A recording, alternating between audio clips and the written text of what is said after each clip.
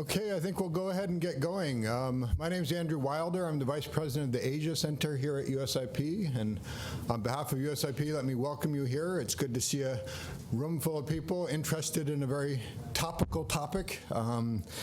I think many of you know USIP was founded in 1984 by Congress as an independent national institute dedicated to the proposition that peace is possible, practical, and essential for U.S. and global security. The Asia Center at USIP, which is hosting today's event, our priority countries are working in Afghanistan and Pakistan, Myanmar, China, and North Korea. And then we also support activities in other countries. But most of our events here focus on these 5 priority countries. USIP's Pakistan program has been active in the country with a country office since 2013, where we partner with civil society organizations, innovators, scholars, and policymakers.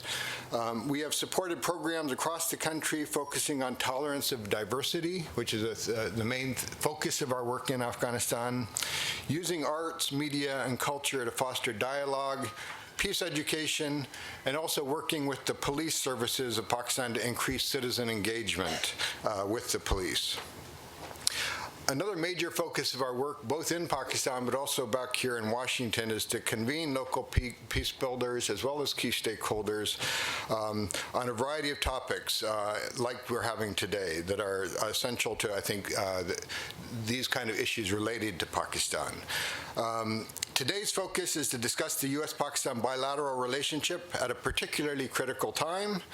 The Trump administration recently announced a new strategy towards the region in August, at which President Trump reiterated U.S. concerns over terrorist safe havens in Pakistan and the continued conflict in Afghanistan.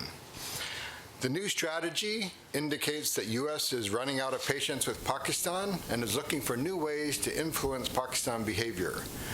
Not surprisingly, the announced strategy provoked a strong response from Pakistan and stoked fears that the U.S. would throw its support behind India as its major partner for engagements in Afghanistan and the region.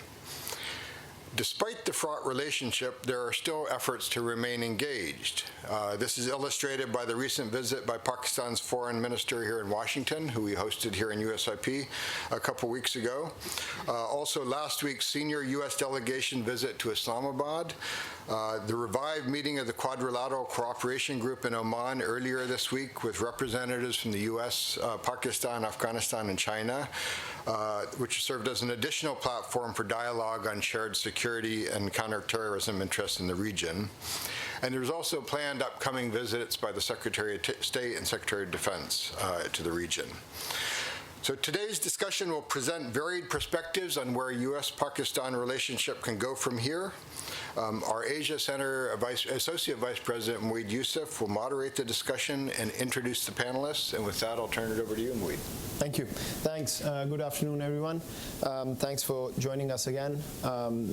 What I will do here is briefly introduce the panelists, and then we'll get into the substance of the event. I just want to lay out the format for all of you.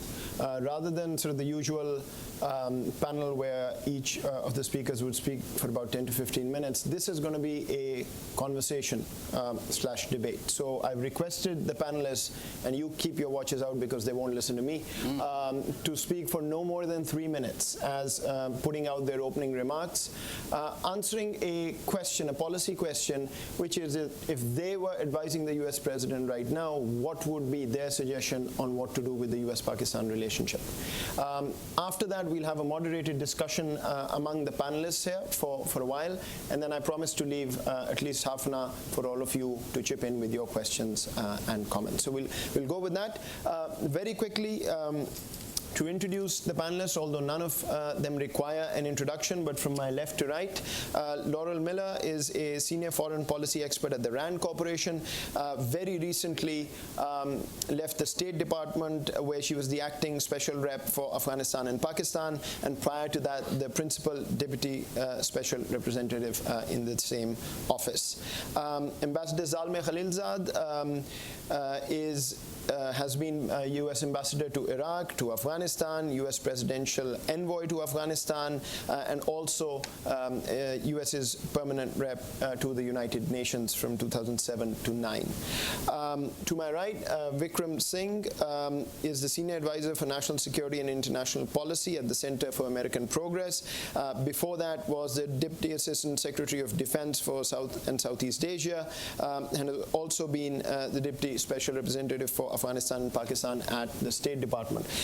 And last but not least, to the far right, Ambassador Raphel, former U.S. Ambassador to Tunisia, 40 years of experience in the Foreign Service, and until 2014, she was the coordinator for non-military assistance to Pakistan based in Islamabad, and is also formerly the Assistant Secretary of State for South and Central Asia, I believe the first one back in 1993. So you can see we have a wealth of experience of people who worked this account in the US government from various perspectives at different times.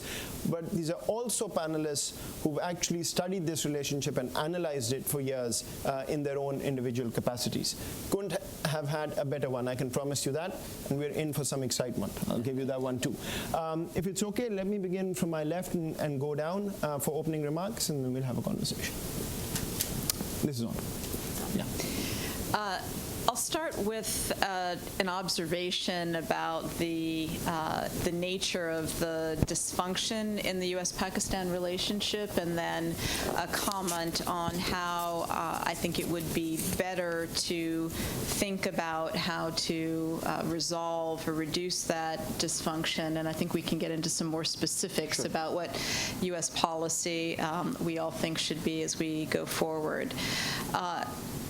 I think that both sides in the relationship are too focused on trying to persuade the other side of the correctness of their point of view, to persuade the other side to think about the problems and challenges in the way that they do. So from the U.S. side, for instance, the U.S. very focused on trying to persuade with argumentation, not only with pressure, but with argumentation, persuade the Pakistanis to see the risks and the opportunities in Afghanistan the way that the United States does.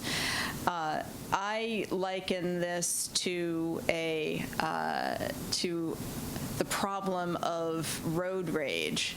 I think you're never going to persuade another driver that you were right and they were wrong. In fact, the only people who hear loud and clearly what your arguments are and have some understanding of them are the people in your own car. Typically, your wife sitting next to you. And you don't resolve the problems by exhibiting that rage and trying to, as I said, persuade the other side, the other driver, that they're the ones who erred. My recommendation is to focus more on practical action than on trying to, from the Pakistani perspective, persuade the United States of the correctness of their historical argument and the necessity of looking at the problems of the region through a historical lens and through an India-centric lens, and from the U.S. perspective of overly focusing on trying to persuade the Pakistanis that the problems that we see in the here and now moment in Afghanistan are the dominant ones and that our way of resolving them is the correct way. Now, the Pakistanis often have complained to U.S. officials that they think the U.S. is overly transactional in its approach to the relationship. My recommendation is not to be less transactional in the relationship, but to the contrary, to be much, much more transactional about the relationship, to see it as a relationship of two parties with two sides in which there is a need for exchange of benefit.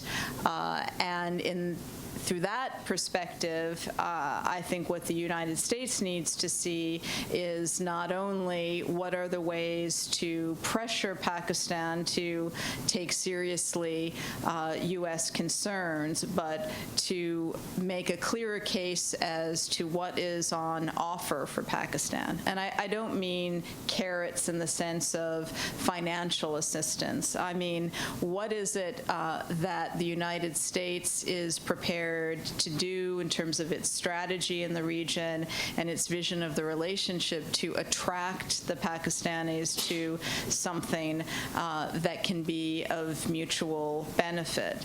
And from the Pakistani perspective, I think there's much more that can be done to articulate how they see an exchange of being something that could be a basis for the relationship. What is it that they are prepared to do and not do, and what is it that is on offer from their perspective that could appeal to American interests? So a transaction and exchange based on a recognition of each side's interests, of the other side's interests, rather than being overly focused on how to, again, persuade the other side that each's own interests are the ones that need to dominate the conversation. Right. Thank you, and thank you for sticking to the time. Well, thank you very much. It's a pleasure to be here. I look at the issue of U.S. Pakistan relations from two angles. There are more angles to be looked at, but I look at them from two. One is in terms of the global balance of power, particularly in Asia. And what we have, if I was to talk to our president, would be that China is rising as a great power. Our relationship could become competitive. It is already in some regard, become more, and might become even hostile. And what we need is a balance of power in Asia that can help us deal with this rise of China. The more there is a balance, the more the prospect for avoiding some of the worst things that could happen in the evolution of relations between a current dominant power ourselves and a rising power, China.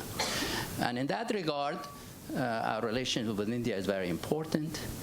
We need to nurture it. We need to strengthen it. A stronger India is in our interest to balance China, India, plus Japan, plus other Asian powers who have a similar concern about the future Asia balance. And today, the Secretary of State spoke at CSIS, talking about the 100 years future, perhaps borrowing from the Chinese, talking a very long-term relationship,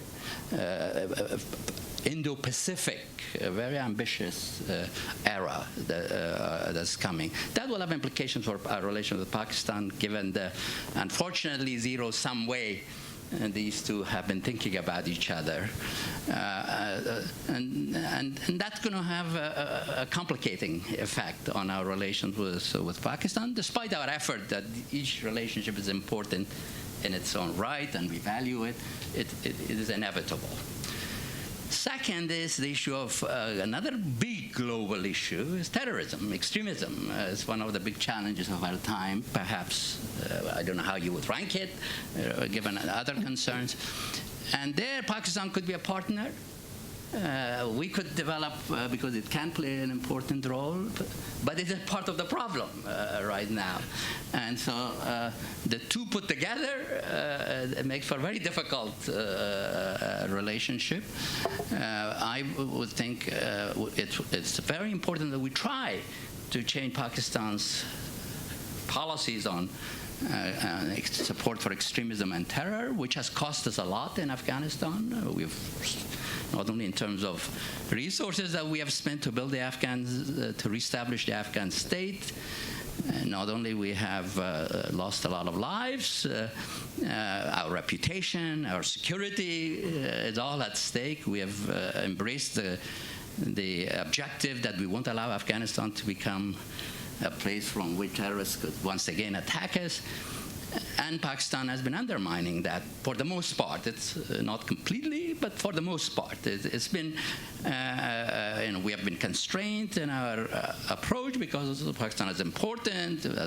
We go through Pakistan to supply our forces. We have some counterterrorism concerns, security of Pakistan itself, security of its nuclear weapons. All of that are very important issues. But what we've done so far hasn't worked. We need to try a new approach, and the new administration has tried a new approach. Now, I think this has had a salutary effect so far. We see some positive signals from Pakistan, but I think it's a typical response so far, which I have seen before. I'm sure all of us have seen when the pressure is on the rise. They do some things to, all of a sudden you get a couple of Al-Qaeda people turned over, you get some other nice gestures or made to kind of diffuse the prospects for increased pressure, but the pattern then goes back to the way it was. And hopefully this time it's different. The release of these hostages, the visit to Kabul by the army chief, the restart of conversations. But I suspect my judgment would be until we have a verifiable change, and that is to close their sanctuaries. There is a roadmap for closing the sanctuaries, starting with the Haqqani network. We need to, if we are to remain committed to Afghanistan and want to do it at a reasonable price, then the change in Pakistan will be significant, and we need to persist. What do we need to do I think I'm a little pessimistic based on a lot of experience in dealing on this issue. I think it will come to a coercive phase. Right now we're saying one last chance. There will be a visit relatively soon to Pakistan. A visit has occurred already. Some progress was made in the conversations, the interagency group that went there already. But a more senior visit will occur, and I think there is an effort to lower the temperature, to keep your head down, to tell the Taliban, keep your head down, and let the American anger dissipate. Then good days will be here again, and we can go back to business as usual. But I think that there's no patience for that. I can say that with great confidence, and that there will be consequences. It's my judgment, and we will get to that phase. Unfortunately, I'm pessimistic, and there are a lot we can do. A lot is under consideration, and I'm sure during the question and answer we can to get some of those. I think if Pakistan changes, which I hope it will, because we all want to affect its policy. It's an important country, 200 million people, nuclear weapons, important geopolitical location, and all that. It could be a great partner for the second task, which is the counterterrorism. I mean, the India balance of power, I said. There is a big role for our partnership with Pakistan, and I hope we can get to that. Thank you. Okay, great. Thanks, Ambassador Lauren. Thank you. Thanks, Moeen. Thanks for having this. So it's such a remarkably good time to have a discussion on Pakistan. Hostage release incident. Unfortunately, a terrorist attack that killed several Pakistanis in Quetta just happened. The Vice President has just called the Prime Minister on the after that hostage rescue incident, and so some positive signs there. And then the Secretary of State has just given a major speech on India. So you really couldn't find a better day to have this discussion, which makes me suspect that USIP has some power behind the scenes. If I were conspiracy-minded, I would be wondering. Not enough going around. Ambassador Khalilzad basically hit two of my, I think, four things that I would raise to a president who's thinking about how do we get a constructive dynamic in the U.S.-Pakistan relationship. The first is obviously the terrorism issue. Unfortunately, it's not, in some ways, it's not actually the most important because it's not the strategic issue, but it is the burr burr, it is the thorn. And the question, the unanswerable question for American policymakers has always been, is it an issue of won't or is it an issue of can't? That is to say, is it that Pakistan will not crack down on terrorist safe haven and the freedom of action that terrorist networks have, or is it that Pakistan genuinely cannot? It's a very similar to a dilemma we face with China and North Korea. Can the Chinese pressure the North Koreans, or can they not pressure the North Koreans? And where you come down on that deeply influences how you see the nature of the relationship. I would say that since the raid to kill Osama bin Laden, both the consensus in the United States has been that the problem is that Pakistan won't. It is not that Pakistan can't. And I don't think that has changed. And I don't see that changing absent some significant progress in counterterrorism cooperation that I believe would have to go so far as to actually not just affect Afghanistan, but also Kashmir and also other aspects. So I think that the only way is a sense that there is a serious effort to crack down on militant groups from LET to TTP is the only path actually that would start to change that belief. So this is a fundamental challenge, and it makes it hard to deal with the other areas. So the second, I would say, is just the Afghanistan piece. So what are Pakistan's interests in Afghanistan? What are the United States' interests in Afghanistan? And do those things align? And basically they don't. So this is why we've had a hard time. Fundamentally, for Pakistan, the best thing to have is a pliant, friendly Afghanistan where Pakistani influence extends all along the Durand line and over. That is to say, governorships and who's in charge of security should be something that is compatible with Pakistan's interests in those parts of Afghanistan, and that's sort of a fundamental way that for Pakistan this would be a good outcome.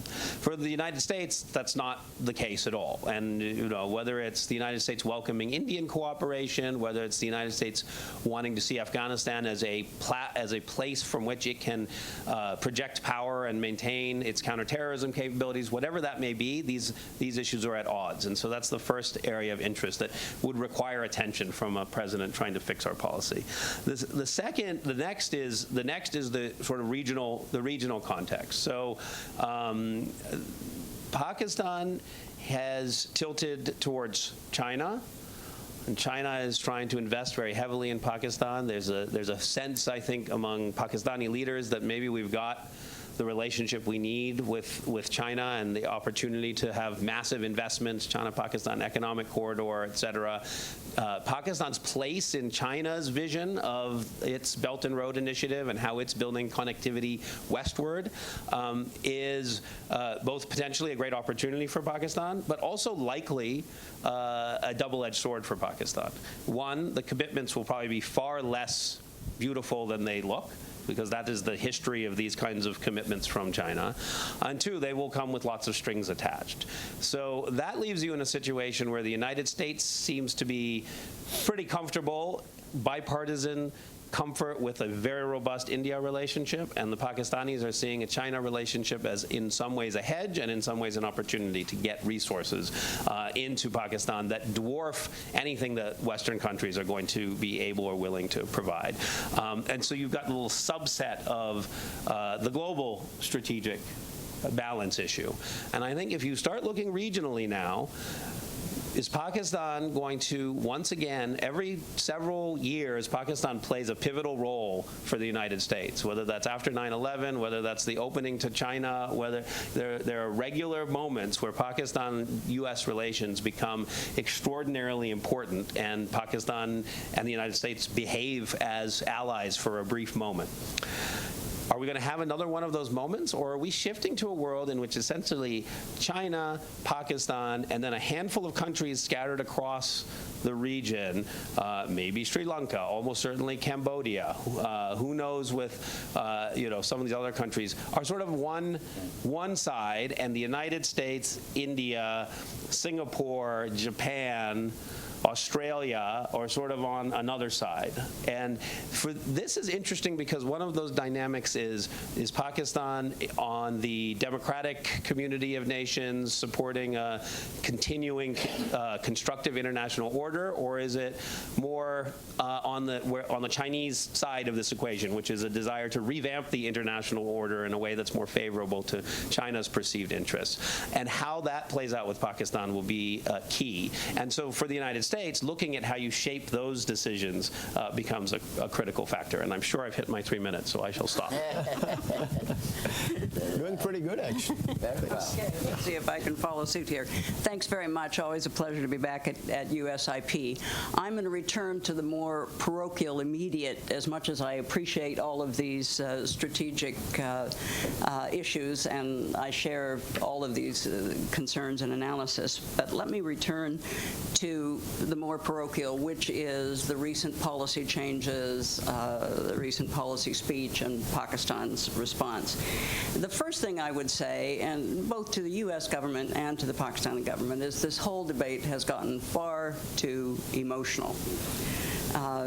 The U.S., for understandable reasons, gets very frustrated and talks about the safe havens and double game and all of this kind of thing. And again, for understandable reasons, but what reaction do you get? First of all, you get denial of any safe havens, and then you get the litany of the history of all the sacrifices Pakistan has made. Again, true, but it doesn't really move the whole discussion forward. And so my first point would be, both to our government and to the government of Pakistan, try to be more dispassionate and rational about this whole issue. The second point I would make is that it is time to get serious.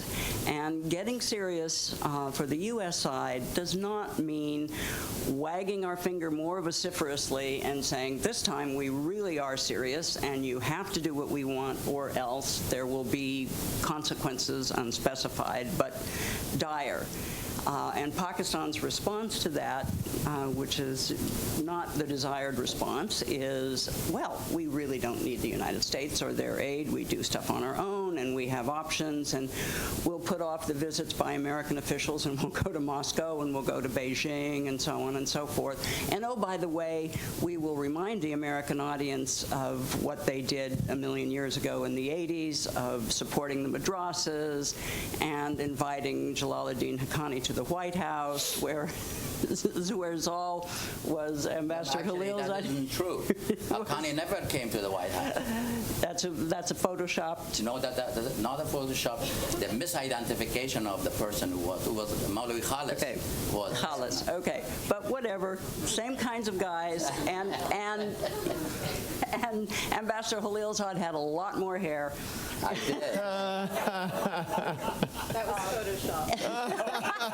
That was. Thank you. At any rate, my point is neither of these approaches to the problem move the ball ahead. They're not serious. What is serious is for both sides to put on the table some thoughts about the issues that are really concerning here. First one is, what's the appropriate role of India in Afghanistan? When the Pakistani Prime Minister was here and did an interview on CNN, or maybe it was Asia Society, one of these two venues, he said, none. Well, obviously, that's not going to work. On the other hand, on the other side, the United States is encouraging a greater role for India. We all know that India is a key point for Pakistan, and India's role in Afghanistan is what really underscores Pakistan's behavior there. So we really need to think seriously, we and they, about what that appropriate role is. Secondly, we need to think carefully about the Haqqani network. Now, it is assumed and implied regularly on the U.S. side that if it weren't for the safe havens in Pakistan, everything would be going well for us in Afghanistan. I recall a few years ago, ago being told by someone at the NSC that they'd done a study to determine how many of the attacks were done by the Haqqani network. And at that point, it was 15%. The way we talk, you would think it was 99. Now, I think it's clear that some attacks are worse, different from others, but I think a lot worse, no, but we need to really look at what it is that's getting in our way in Afghanistan. Clearly, the safe havens is part of it, but another part of it is the issue of the governance in Afghanistan, of how the government, particularly outside of Kabul, is perceived by the population, which is part of the reason that the Taliban make a bit of headway in Afghanistan. So we need to really look at this dispassionately and clearly. And I think we would conclude that one of the things that we need to do, and that everyone in the coalition needs to do, is to focus more on governance in Afghanistan, even though this administration has said this isn't about governance. I think a lot of it is about governance. We need to be honest with one another on that. Then there's also the point of, what is it that the Taliban want? We, in most of our statements, many of our statements, conflate the Taliban with al-Qaeda and ISIS. Has the Taliban now adopted an international agenda? Like ISIS, like al-Qaeda, I don't know. They didn't start out that way, but I think that's something we really need to consider seriously and, again, dispassionately. And then finally, both sides say, and many others as well, that there's no military solution in Afghanistan. Yet what's on the table is primarily a military solution. So I think both the American side and the Pakistani side need to look seriously to the elements of a political solution. And my own view is that we shouldn't sequence this, because if we wait to get started until we have a military advantage, we could be waiting for months and years. So we need to prioritize on both sides a political process. Thanks. Thank you all. Thank you for kicking this off. As I've sort of heard all of you, I think there are three themes that I pick up out of what you've said. One is, I think, a bit of tension between the strategic and the immediate. Perhaps a conversation about alliance structures going forward, where does Pakistan fit into that, and the immediate need in Afghanistan and the safe havens and terrorism and where that is. The second thing I would say is, I think all of you, I've heard you say, is that this can work well, but a number of things have to change, and important things have to change in terms of behavior and expectations. Which is also fair. And third, I think the underlying sort of thread, if I were to add this up, is perhaps a need for a more direct and less emotive conversation, both in the public and private space, on where this can or cannot go. And I think that the current environment is a very good example of some things have happened which seem to be suggesting positivity. And 2 weeks later, we may be having another event in the polar opposite environment. That's the history of this relationship. So how do you avoid that? With that, let me just begin, if I may, with a couple of fundamental questions, which are necessary to move forward. Ambassador Khalilzad, you mentioned the idea of, we have a new strategy, and this strategy may work. You will see something. What is the strategy beyond saying that it's a new strategy? We understand that there's a coercive angle to the strategy, but play this out for us. Sure. Of course, sorry. We're webcasting this, so we need this. I think the key elements of the strategy, as I understand it, is one, to revalidate the objective of the United States, because the administration came with skepticism towards whether the goals that we had and the strategy that we were following was the right one, whether Afghanistan worth the effort that the United States was making. Sure. And the new team, the new president, the skeptical president, came to the judgment to revalidate the objective that yes, we need to stay in Afghanistan. We need to preclude Afghanistan once again from becoming a terrorist safe haven. Second was then how should we go about achieving that goal? Recognizing that progress has been made, but there are important deficiencies, important mistakes were made by the previous administration in dealing with Afghanistan, that those need to be corrected. First, the force level needs to be increased in the immediate future. The previous administration had not done what the military thought was required, that reduced the force too soon, that it had dissipated the benefits of its own policies by putting timeline, we increase and then we decrease within this time frame, in a way sustaining the opposition by announcing that, because the opposition said, aha, all we have to do is to wait them this year out.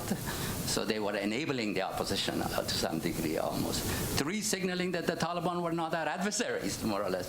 That's the Afghan problem. We're there only to do Al-Qaeda and others. Fourth, slow on enablers for the Afghan forces, although they took the responsibility for the war. Slow in building an air force. I mean, I could go on. The litany of the mistakes of the previous administration, unfortunately, were much too long. On the Pakistan part specifically, what is the strategy on the Pakistan part? The Pakistan part is, the first is, more than any other president, both the one that I worked for, President Bush and President Obama, it's frontally recognizing the sanctuary issue. Number one, that this is a problem, that we can't continue the policy of positive engagement and assistance program with Pakistan with this, and to develop a roadmap for coercive steps to incentivize them to cooperate. One last chance, diplomacy, I think it's having a salutary effect. I give them already credit that they have achieved some, but they shouldn't celebrate, because we have seen this before, and that they need to follow through.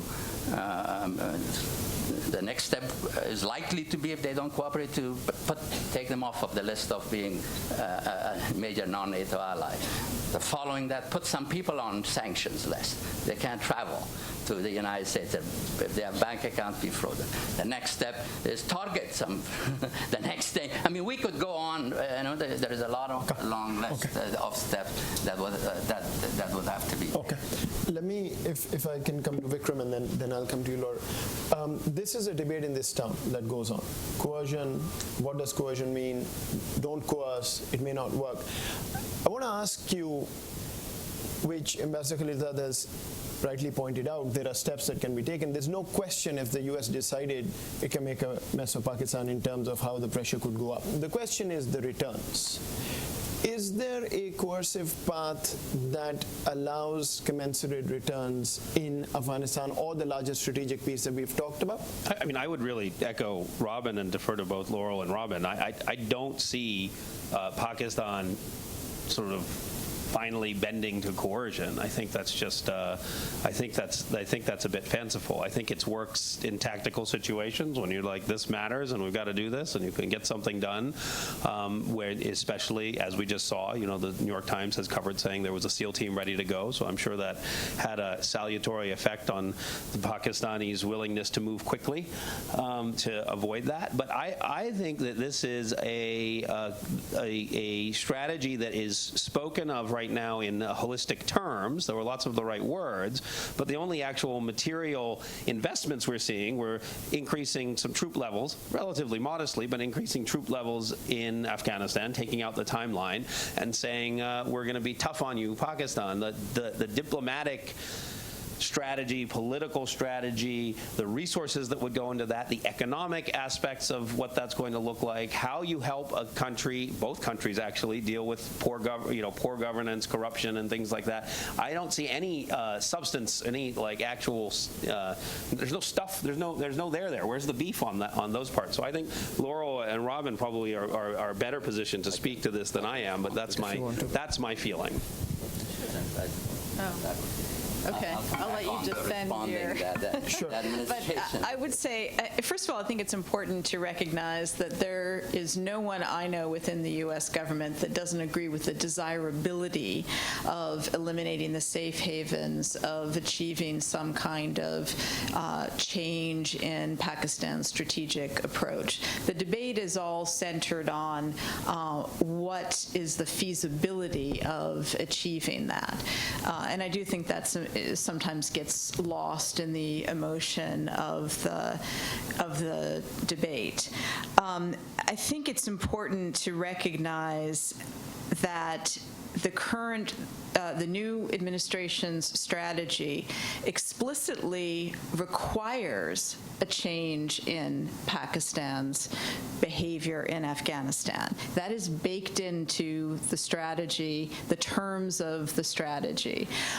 It is baked in the sense of Pakistan's behavior in Afghanistan being one of the principal risks to failure of the strategy. It's not just that there's a strategy for Afghanistan and we want help from Pakistan.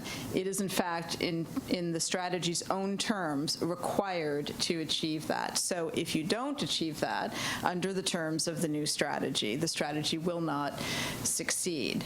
My own view is that coercion alone is not going to achieve that change in Pakistan's behavior in Afghanistan that is desirable, that some level of pressure and applied consistently is likely necessary in order to make clear the importance that the United States ascribes to what it's requesting of Pakistan. But unless there is also something that attracts the Pakistanis to cooperation with the U.S., I don't think it's going to work. And that means having a strategy for Afghanistan that is compelling to the Pakistanis. I don't think the current approach, which is predominantly a military approach, as Robin noted, is one that the Pakistanis are going to find compelling, because I don't think they think it will succeed, and that it certainly won't succeed in the short term. And I would come back to the point that Robin made, that prioritizing achieving a political settlement that would have some prospect of addressing Pakistani's interests is a way to attract Pakistan into cooperation. But I largely think that the new strategy is the status quo with a modest increase in resourcing levels. Can I just? I want to make give you more material to respond. Sure, just give me 1 second. Yeah. 1 second, and you will get more material. Ambassador Raphel, if I could ask you. Well, wait a minute. The flip side. No, I want to address these first. I'm going to come to you. No, give it 1 second. Just 1 second. Because 1 second. before she comes with She hasn't spoken yet. Just give me 1 second. I will be back to you. Told you got to watch out for me. Yeah. Okay. Let me ask you, and then I'll come to Ambassador Khalilzad. But what about the flip side? Because there is a critique here, which I think makes perfect sense in from where people are coming at it. Coercion, let's say, doesn't work. But on the other hand, then is more of the same rewarding behavior that has been undermining the U.S. interests in Afghanistan. How would you come at that? I think the answer to both of those is yes. Therefore, what you need to do is move beyond the coercion, which I agree with Laurel, I don't think is going to work in and of itself, and start looking seriously at the issues which I outlined, and there are more, but for Afghanistan I outlined them, and have a serious discussion on those.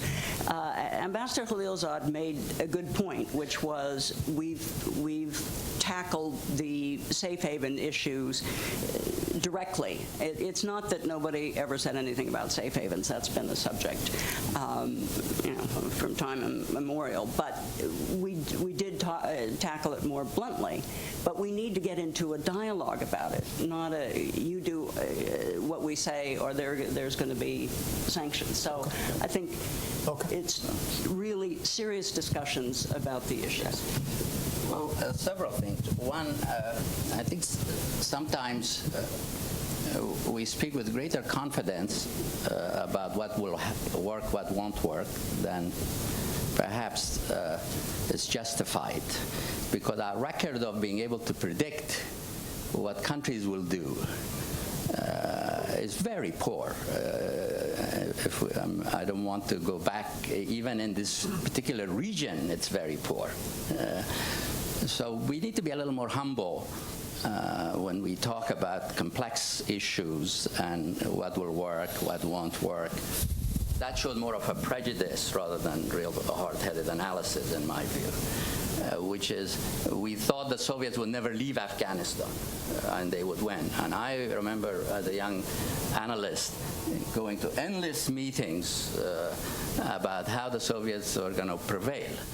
And that got us into all kinds of trouble with that assumption, which is we didn't care who went into Afghanistan, who came to fight, what the ideology of the group were, because we didn't think there would be a post-Soviet Afghanistan. So, and I just don't know what will work with Pakistan and what won't. I just don't know. But certainly what we have tried hasn't worked. Patience hasn't worked. Talking to them alone hasn't worked. We know that. I was in meetings where President Bush invited President Musharraf and President Karzai in the White House over dinner, working with charm and so forth. Hasn't worked. So perhaps maybe the threat of, the only thing that worked when we had our when we said, look, you either cooperate or we'll do something very serious. And President Musharraf said, I'm not in agreement with this, but I'm going to do it because I don't want what you just threatened to take place. But I don't like it.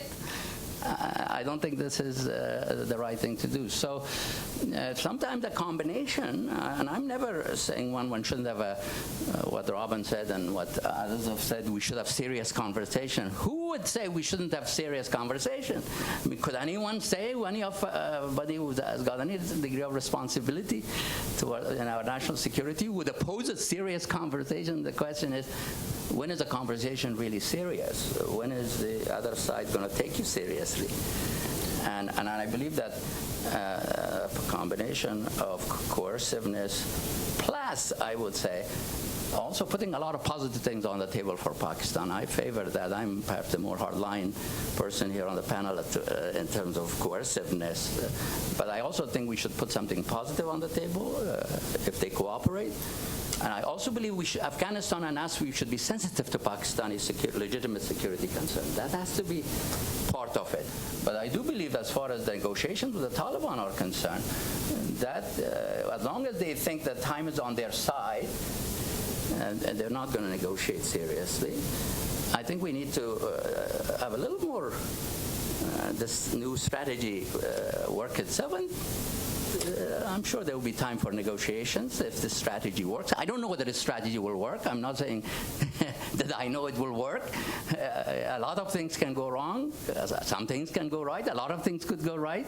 And therefore, we need to play it out a little bit, and not to it's typical in Washington the day we announce something and then we all dump on it. Okay. But I think this is do you want to say something? Sure. Response. I think it's a fair point that we shouldn't overestimate our ability to understand the calculations, the strategic calculations of another country and what they will and won't do as a general principle. But part of the reason why I think the essentially coercive strategy is not likely to prosper is not because of the Pakistanis, it's because of our side, the U.S. side, because there are limitations to how far we can go. There are limitations to the costs that it will make sense for the United States to bear from a U.S. national security perspective. And so when you specify those? I mean, you were there practically. practicing it for Yeah. a while. So use what the mic before. limitations? Yeah, so what limitations? Yeah. Some of it has to do with the nuclear issues. Do we need another adversary, nuclear-armed adversary? Some of it has to do with the India relationship, to be honest. To not be able to have access to the Pakistani leadership when there are, as there surely will be, crises in the region is a cost to us. It's a cost to India as well. And furthermore, there are the practical considerations of the operations in Afghanistan. The United States military is still heavily dependent on the airlines of communication, the ground lines of communication into Afghanistan. And finally, look, there's no solution in Afghanistan over the objections of Pakistan. So if you're not working with Pakistan, but you're working against Pakistan or in an even more adversarial relationship, then you're not going to find stability in a solution to the problems in Afghanistan that brings greater stability to the region. Can I go? I'll come back. I would just, so on this, how to approach this particular aspect, I would just say that I don't think Pakistan has been secretive about its strategic priorities and its strategic calculations. I think the problem is that they differ from ours, and the focus is how do you find a mutually acceptable accommodation that will give the Pakistanis enough confidence that they're going to have an outcome that they can live with, to go to Zal's point, that you're not going to have a success in Afghanistan without something that Pakistan buys into. How do you make that work? Because that's the real world. Changing strategic calculus is not something that really happens. I mean, strategic calculus of a country might change, but it won't be changed by external factors. It'll be changed from within.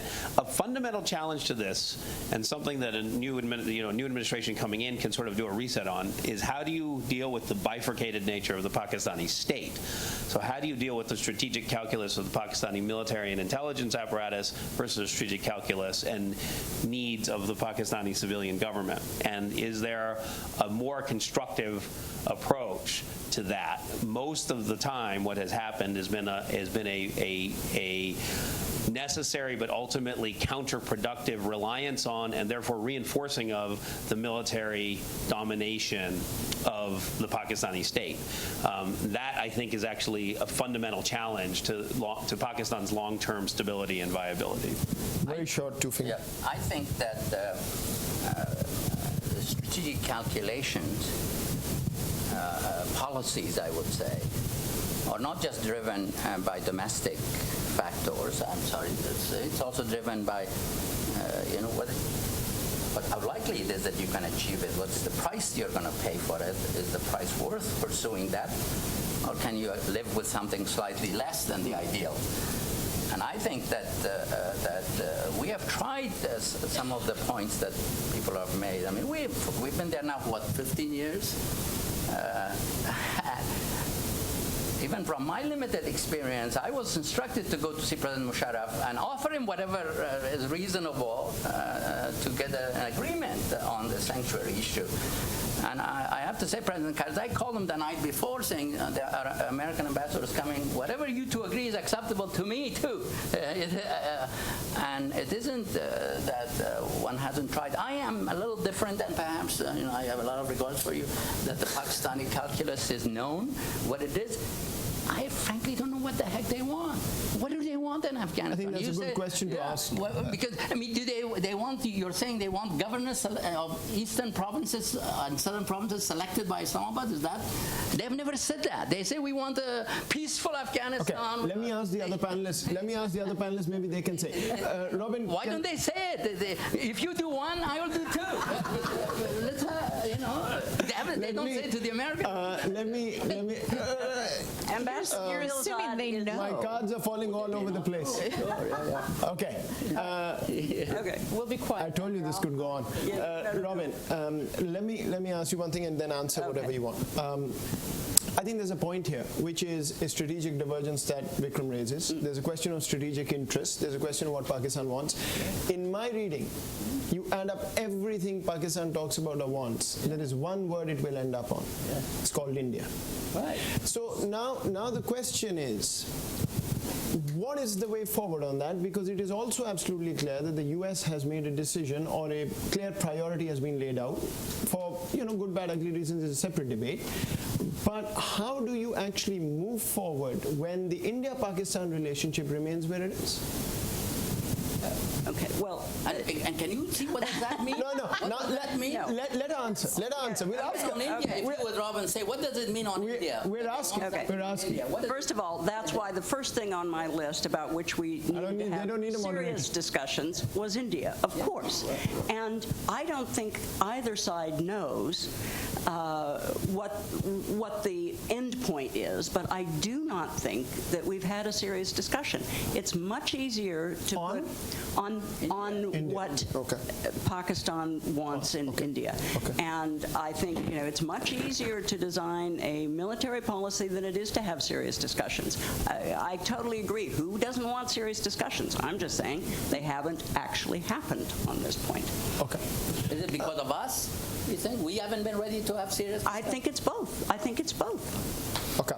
I think part of it is that the U.S. is inhibited by the Indian view of not wanting the U.S. to be involved in the India-Pakistan relationship. And so if you go down that road of having a serious discussion with the Pakistanis about India, and you already know you can't go very far, there aren't a lot of creative ideas. It doesn't mean that there couldn't be more of a conversation than there has been about what are some moderate steps to address Pakistanis' concerns, or maybe just showing an interest in Pakistani concerns would have some salutary effect.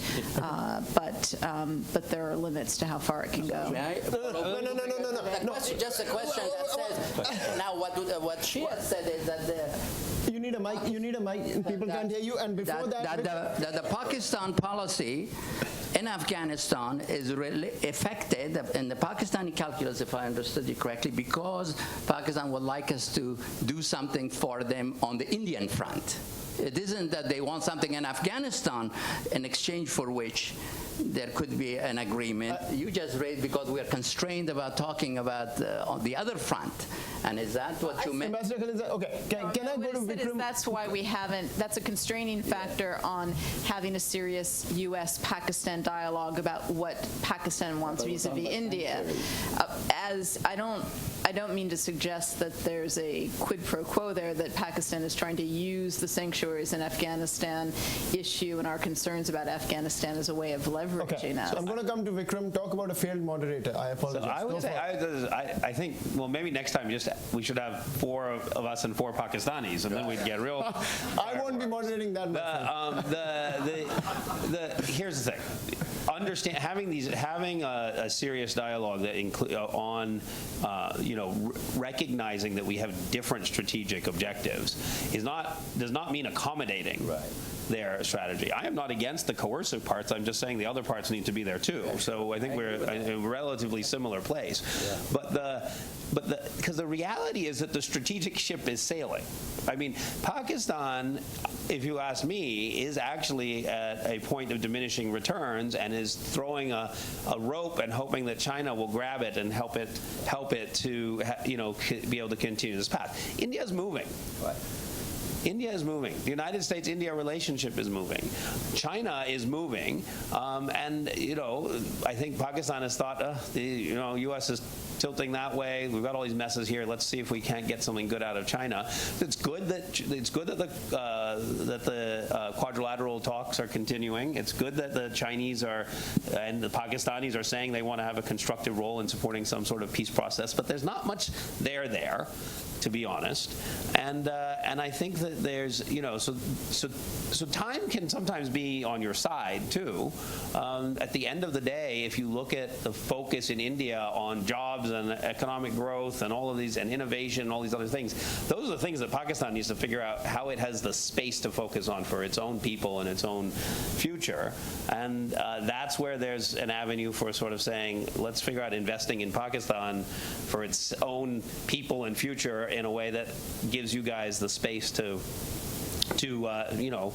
take some risks in some other areas. So keep the mic, Vikram. I want to come to a couple of regional questions and then open it up for the audience. The question I have for you is, what is it that we ultimately want from India in Afghanistan? Because it's interesting, I was in the region when the speech happened, and of course the Pakistani reaction, we all know it was fairly vocal. On the Indian side, I actually got a very mixed reaction. Part of it was, we're not putting in troops into Afghanistan. We're already putting in money into Afghanistan. Why are you singling us out? So it was also a bit of a, because they felt that the Pakistan's worst instincts would come out without them actually getting anything in return. Is there clarity on what more is it that we want from India? So it's actually not about India, right? It is about India for Pakistan, but it shouldn't be about India. Pakistan is going to believe that anywhere there's an Indian road being built, underneath the road are 500 raw agents, right? And that's just not going to change, that paranoia. So ultimately, Pakistan can,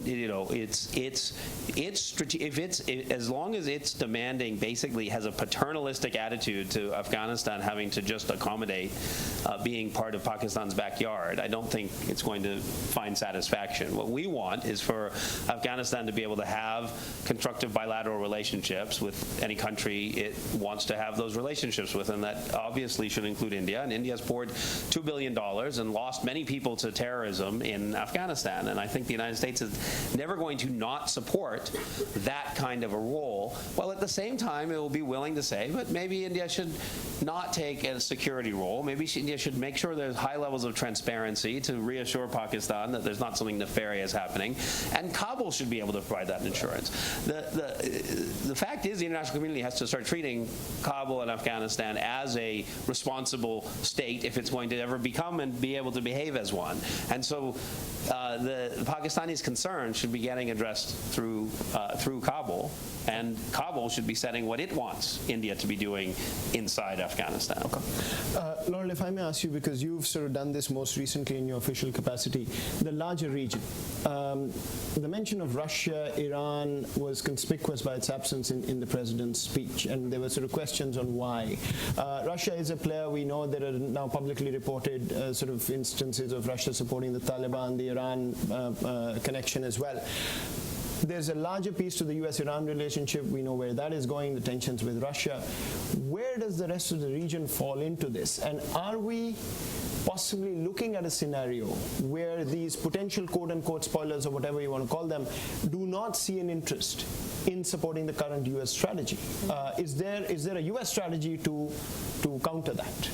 I would say not enough. I think the new strategy was a lost opportunity in this sense, in that it was billed as being a regional strategy, but it's not really a regional strategy. It's an Afghanistan strategy with Pakistan components as they relate to Afghanistan and a glancing reference to India. And frankly, the India element of this, the invitation to India to engage more in Afghanistan, came across to me as very thrown in at the last minute as a nod to regionalism. I do think there's a need for a much more robust regional strategy, and I think there's a lot of risk in the current strategy from a broader regional perspective, in that the countries of the region that you mentioned, Iran, Russia, not precisely in the region, but sees itself as a regional player, and China as well, have had a grudging acceptance and an approving position vis-a-vis the American military presence in the region up until now, but that's because they have seen it until now as necessary to prevent greater instability in Afghanistan and spillover of that instability, and because the United States position from the outset was that we are not seeking permanent bases and a permanent presence in Afghanistan. The current strategy looks much more like an intention to have a permanent presence militarily in Afghanistan, and indeed some senior U.S. officials, military officials in particular, have talked about the desirability of a permanent military platform. I think that element of the strategic approach, whether or not it's formally part of the strategy or not, risks causing these other regional players to become in an increasingly adverse position to the United States and unwilling to be supportive of the strategy and more willing to hedge against the strategy through relationships with competitors in Afghanistan. Okay. Let me ask two last brief questions with brief answers, please. The regional part. I mean, we're talking about the regional part. We've all known that thank you. We all know that Afghanistan without the region is an incomplete puzzle in terms of the solution. Yeah. The question I have is that if the region feels that indefinite U.S. presence, perhaps a basing strategy as they internalize it, the Russias of the world, Irans of the world, Pakistan, even China, if they find that to be antithetical to their long-term interest in the region, coercion or no coercion, what is the rational explanation for why they should support this current strategy? Because one of the things I feel, quite frankly, is we are not messaging enough on why we think this is in the rational interest of these other sides to jump on board. Very briefly, if you could, please. First of all, our most enduring successes internationally have been places where we have had long-term commitment and presence. If you look at South Korea, we have an armistice agreement, no peace presence that has been a very positive, stabilizing presence. You look at Europe. Our long-term presence has been there. Sometimes that's, I think often our most enduring successes have had to do with enduring kind of engagement and military presence. And the struggle against extremism and terror is going to be multi-generational. And there will be a military component to this struggle, not exclusively. And we need a presence from our national interest point of view in that region. And Afghanistan is one place, not necessarily the place, but it's, we'll have to find ways to be present in that part of the world, to shape it, to be able to protect ourselves, our interests. And maybe Afghanistan will be one such place. We have particular concerns. There is the issue of nuclear terrorism, weapons falling into the wrong hands, all kinds of things where we need to urgently be able to deal with it, rapidly to deal with it. And being in Afghanistan is not necessarily a bad thing. Now, why would the region support it? They have a choice to make. Region too. I mean, if stabilizing Afghanistan should be, and countering extremism should be a kind of an interest of everybody. We are doing the heavy lifting. Many of them are free riders, so to speak. So, we'll see what happens after this strategy is implemented a little bit. I think Afghanistan is a sovereign country, as I think you said we should treat it that way. Maybe as part of negotiations about the settlement, our presence would, the Afghan might put it on the table.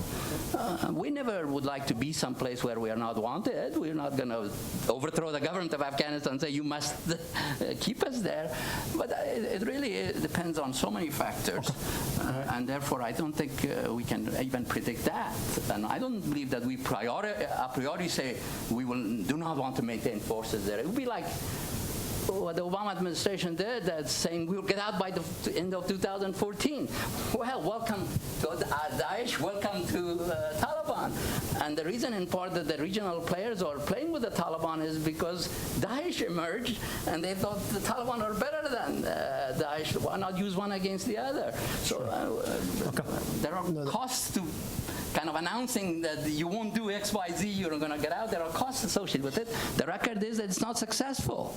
It didn't produce what the architects thought it would produce. If I may ask you quickly, domestic politics. I know you look at Pakistan internally as well. This is an election year, super early election year, because Pakistan's going to have elections next year, but they're already into election mode. Is there a risk here of both sides misjudging each other's red lines and the appetite or the ability of the political elite to absorb risk? Both sides, the unpredictability here and perhaps what is happening in Pakistan, and where we try and see and situate these red lines, or where we have for the past 15 years may have moved, but neither side has really caught up to it, and thus you end up at a place where neither wants a rupture, but you've crossed the red line. I'm just thinking of, for instance, a Navy SEAL to release the hostages, maybe Pakistan doing something that it felt was okay last time. Why is it not okay now? No, I think that's clearly the case, especially when you have in the makeup of Pakistan political parties, one party in particular, the PTI, who's been very critical of U.S. involvement in Afghanistan. So yes, there is a risk. But if I might just make one other point, I think it's important to realize that there may not be as much of a difference between the civilians and the military in Pakistan as we sometimes think. I mean, clearly the military is the implementer of much of Pakistan's Afghanistan policy, but I think there's more of a meeting of the minds than sometimes we think. And I would also say, Vikram, I think things have moved a bit from your description of Pakistan's strategy as time has gone by. And I don't see the strategic difference between the U.S.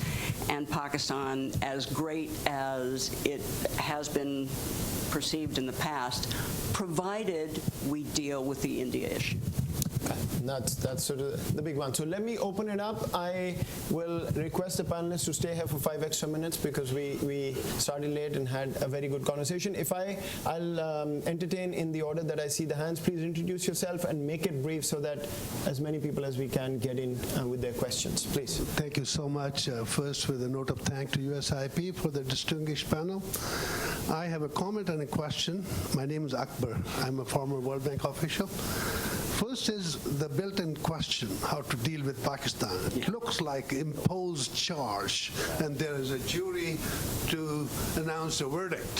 So the comment is just why this topic was picked up in a way that it... I can answer that. Okay.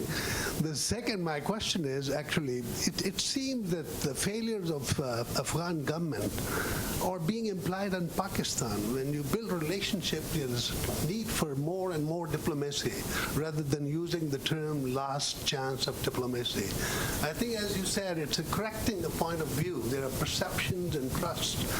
And I would like to have your comments. Thank you. Okay. Let's take another one, and then we'll ask who wants to respond. Right here. Right here. Thank you very much. This is Mohammed Shafiq, and my question is from all the panelists regarding the strategy. I believe it's very clear in the strategy that Pakistan is an issue, safe havens is an issue, and state sponsor of terrorism is an issue.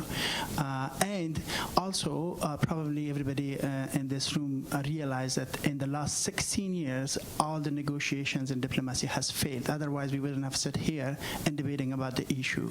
What will be your suggestion to President Trump to apply the existence new strategy? What will be the tools exactly, other than the diplomacy which has failed in the last 16 years? Thank you. So let's get the questions. A very quick answer to you, sir.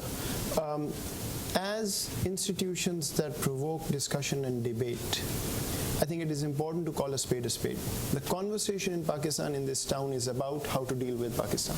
So I take responsibility for this, but I don't think there's any need to sugarcoat the conversation that we're having. Nobody is saying do X or Y. You've seen a diversity of views on the panel. But I think it's important to put out for the audience around the world, because we also webcast this, what the reason for this panel is. And the reason is the official statements that are coming out are very much of that genre. So we had to sort of put out what was there. We can't sort of decide on our own. That's the reason. But there's no, not at all, no pun intended here. Please. Well, I think you're absolutely right that there are issues internal to Afghanistan. Nobody would deny that. I mean, I think whether Robin or whomever mentioned, or you, there are, Afghanistan started when we went there from a very difficult spot. With the state of Afghanistan had disintegrated. There wasn't much of a state institution. I always tell the story of how the Afghan entire banking system had only $170 million. This is a country of 30 million people. But now the Afghan state has been reestablished. There's progress made. We used to have 140,000 troops coalition. Now we're talking about 10 to 13,000, and with some enablers, the judgment is they're going to hold and maybe change the balance. Now, the assessment is, I'm sure there are different views, that if you affect the sanctuary, you're going to make it easier for with enhanced capabilities for the Afghan armed forces, the building up of their armed forces, and with the other reforms that are needed. And I think that hasn't been announced, but there is a very significant exchange with Afghanistan on what Afghanistan will have to do as part of this new strategy. We haven't really discussed that, but it's very detailed. And whether they will implement every one of those and produce them in time, of course, remains to be seen, but there are Afghan commitments. So I don't see them as either or, that you don't deal with the Afghan internal issues and therefore only focus on Pakistan. I think we need to do both. And the approach to Pakistan is to change its approach to Afghanistan. We all agree on that, and therefore there is positive incentive as well as negative incentive to bring that about, but the previous approach hasn't worked. Others on the second question? Yeah, others. I would reject the proposition that the diplomacy has failed. I mean, I don't think it's correct to look at a strategy that has been predominantly military for 16 years with huge volumes of resources poured into the military effort, and on the other hand, a much more lightly resourced and inconsistent and fits and starts diplomatic effort on the peace front, which is what I assume you were referring to, and compare those two and say it's the diplomacy that's failed. I think that there is space for a much more robust diplomatic effort to try to launch a peace process than there has been. I don't see that in the cards in the near term, because that isn't the policy that the president expressed in his August 21st speech. I'm not saying there's no interest and no intention, but it's clearly not the dominant motif of the policy currently. And to the contrary, the policy appears to be to focus predominantly on the military effort to achieve some measure of success on the battlefield, and then to look at the possibility of negotiating a political settlement from a position of greater strength. So that suggests that once again we're going to be in a phase of a more minimized diplomatic effort in Afghanistan. Please. Yes, just one point and Zal is absolutely right that enormous progress has been made in Afghanistan in the last 16 years. But it's also true, and part of the question that I was posing is, what is the reason that the Taliban has staying power? Is it primarily that there are safe havens in Pakistan, or is it because there are limitations, particularly outside of Kabul, on on the local governance, which has caused people to turn towards the Taliban. And by that, I mean no disrespect at all to President Ghani, who everybody knows works 22 hours a day, if not 24, and has a vision, but his ability to implement it is limited. And I think that's part of the reason you've got a problem with the Taliban. Gentleman here, and then I'll come to this side. Hi, my name is Ross Conley. I'm from the National Defense University here in D.C. Do you think that there's an avenue for possible cooperation between the U.S. and Pakistan with regards to Iran? Okay. The gentleman here. Thank you so much. I'm Hakim Asher. Actually, it seems that Pakistan is a wholesale shop with so many problems. It looks that Pakistan is a wholesale shop with so many problems. But if we just focus on a counter-terrorism issue, especially the bottom line of the new U.S. strategy is to close the sanctuaries and hand over Afghanis. What are the tools? How could you convince Pakistan to do that? Because we have failed to. We'll get an answer, but I think we had a lot of discussion about this, but we can come back. Vikram, do you want to start with any? I don't think so, in particular. You know, there's others can speak to it. There's a whole bunch of tense dynamics between Pakistan and Iran. So I don't know if you're talking about just in the region, vis-a-vis Balochistan or vis-a-vis eastern Afghanistan. I don't know if that's what you were getting at. But no, I think that we would do well to focus on, can we cooperate with Pakistan on Afghanistan as a good foundational starting point, because getting much more afield, and with the India elephant in the room, there's the challenges to what we can achieve together are really immense, and so I think we should just be clear-eyed about that. Right here, and then we'll go back. Thank you very much. It was wonderful discussion. Ambassador Khalilzad, I have a question. Could you introduce yourself quickly, please? Nazira Azim Karimi, Afghan independence journalist. Yeah, my question is regarding the recently conference in Oman, Pakistan, India, China, and Afghanistan. Are you optimistic about the result conclusion? The expert in Afghanistan was not satisfied about the conclusion and result. Do you think that solve Afghanistan and Pakistan problem? Okay. We'll take one from the back and then come back to the panel. Right there.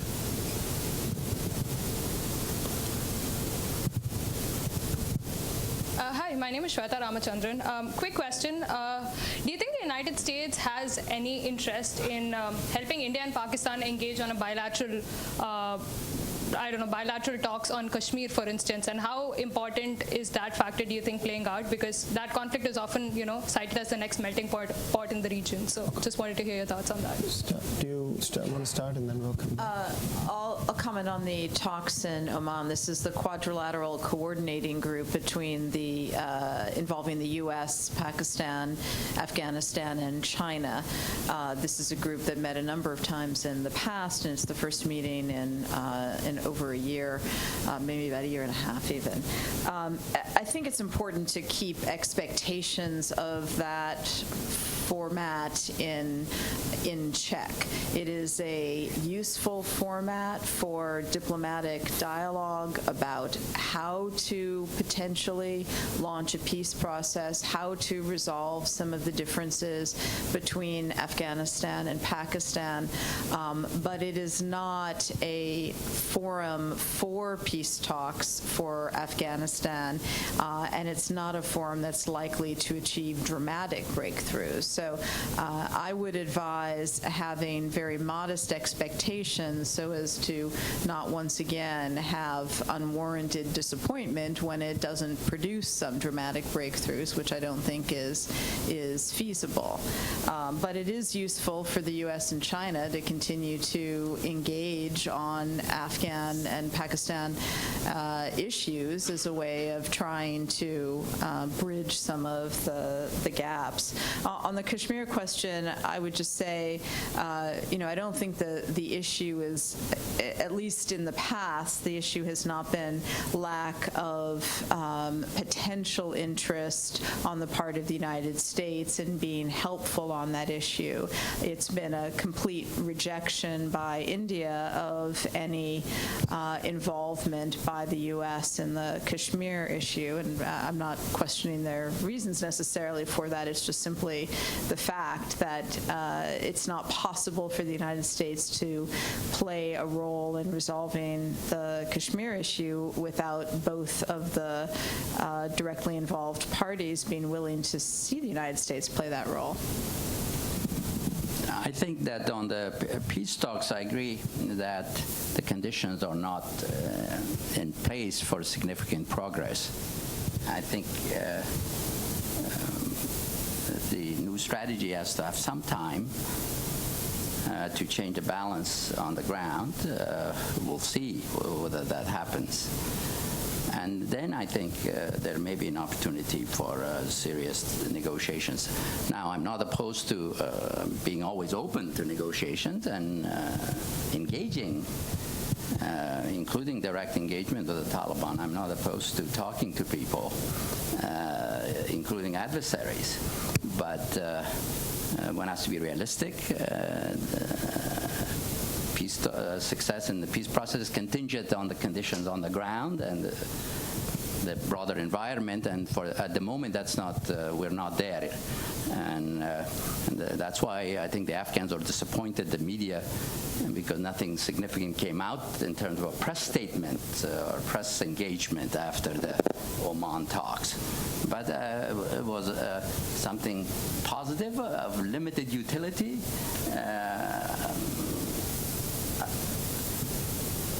Just a photo op at this point, not more than that. I wouldn't give it any more credence than that at this point. Muscat is a nice place to visit. So,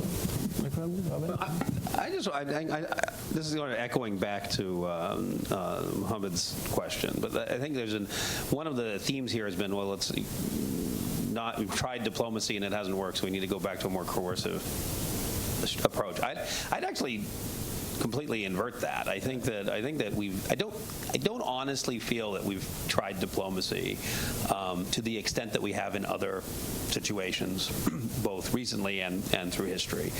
I don't think we've ever really integrated the intelligence, military, and diplomatic political mission for this part of the world for a whole variety of reasons. I don't think it's ill will or ill intent, but it hasn't come together as an integrated mission thus far. And so I would actually say you've sort of had 15 one-year military campaigns that have not added up to success, rather than that you've had lots of diplomatic attempts that have not added up to success. And I think most of the strategies, going all the way back to the Bush administration, on their face have the right elements, and this current one has the right elements if you look at basically what was said and what was written and smart people thinking behind it. But thus far, for a host of reasons, we've not really figured out what an integrated approach looks like that properly resources the non-military and non-intelligence components. I would totally agree on the point that diplomacy hasn't been fully tried. But I'd like to add one further point on the quadrilateral meeting, and that is there was some criticism of it because the Taliban didn't attend or wasn't invited or whatever. I think that there is a lot of room for those four powers, and additionally some others, to discuss and come to some sort of common understanding before you bring the Taliban into it. It's very preliminary, but as Laurel says, I think it's very useful. Okay. So we'll take the last question right here, and then we will end it with right here, up front. Thanks.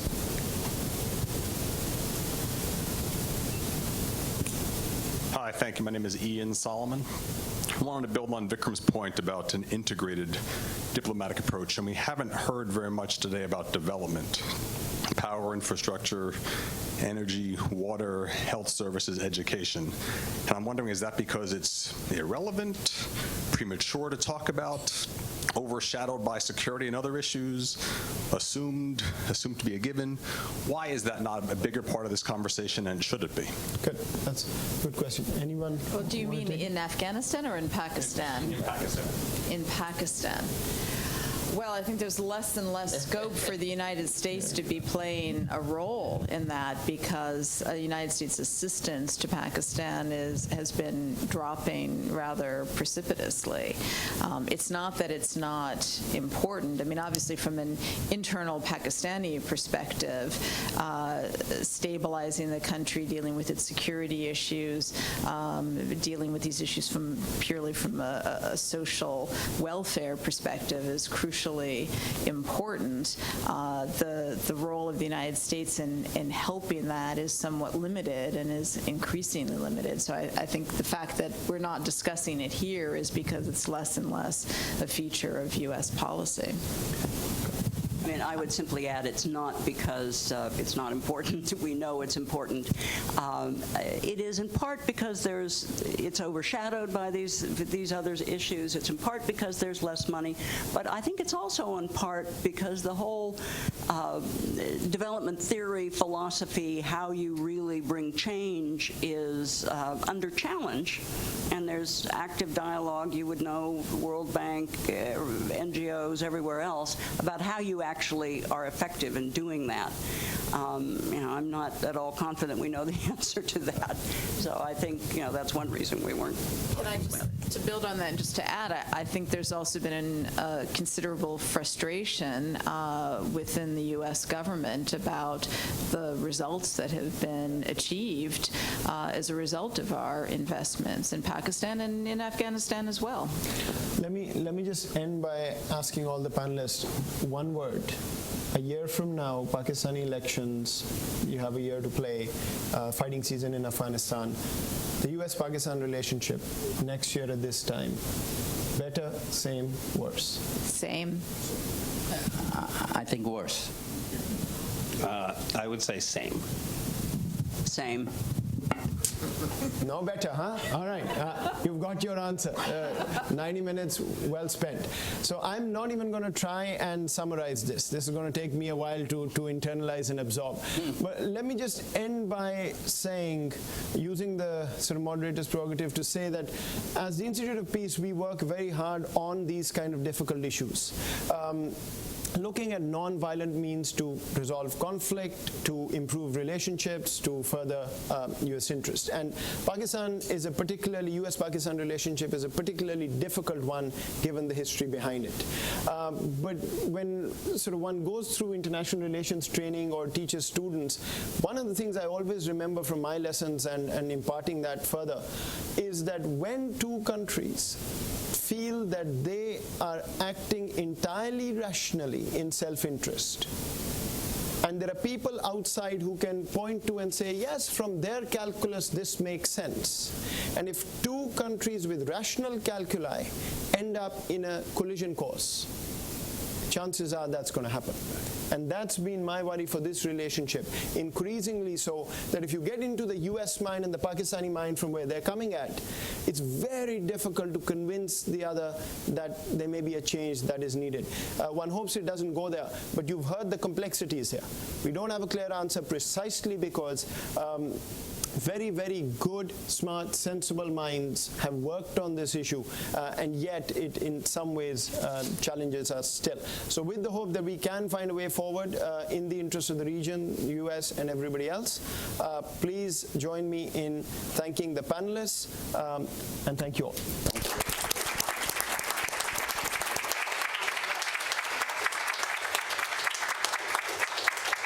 I'm glad I am done.